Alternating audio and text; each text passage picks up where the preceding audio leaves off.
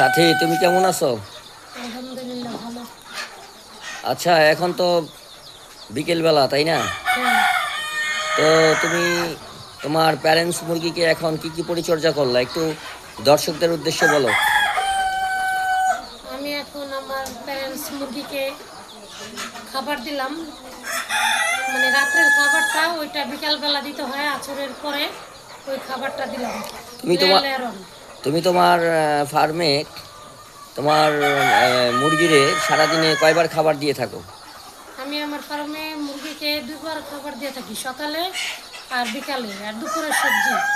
দুপুরে সবজি দাও? হ্যাঁ হ্যাঁ, দুই বেলা লেয়ার লেয়ার অন, এক বেলা সবজি। ও, দুই বেলা লেয়ার লেয়ার ওয়ান, এক বেলা সবজি।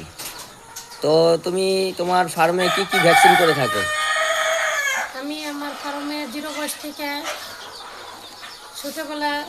মানে জিরো বয়সে তুমি মারেক্স ভ্যাকসিন করে থাকো, তারপরে তুমি এই রানীক্ষেত ব্রঙ্কাইটিস ভ্যাকসিনটি করে থাকো, তাই না? 4-5 দিন বয়সে। তারপরে গাম্বুরা গাম্বুরা ভ্যাকসিন কতদিন বয়সে করো? 11 দিনে। 11 দিন বয়সে করো। হ্যাঁ, আচ্ছা, গাম্বুরা ডাবল ডোজ কতদিন বয়সে করো?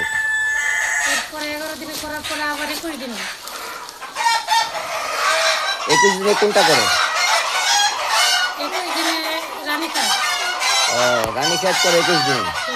গাম্বুরা ডাবল যে একটা ডোজ আছে, এটা 11 দিনের পরে আবার 17 দিনে করতে হয় না? ওইটা করো না? হ্যাঁ, কেউ এটা গাম্বুরা ভ্যাকসিন কেউ 11 দিনে করার পরে আবার 17 দিনে একটা আছে ডাবল ডোজ, ওটা করে। আবার অনেকে করে না, আমি আমার খাবারে করে থাকি। আচ্ছা, মিশরি মিশরি ফার্মি মুরগিকে ডিমের রানী বলা হয় কেন? মিশরি ফার্ম মুরগি ডিমের জন্য খুবই ভালো।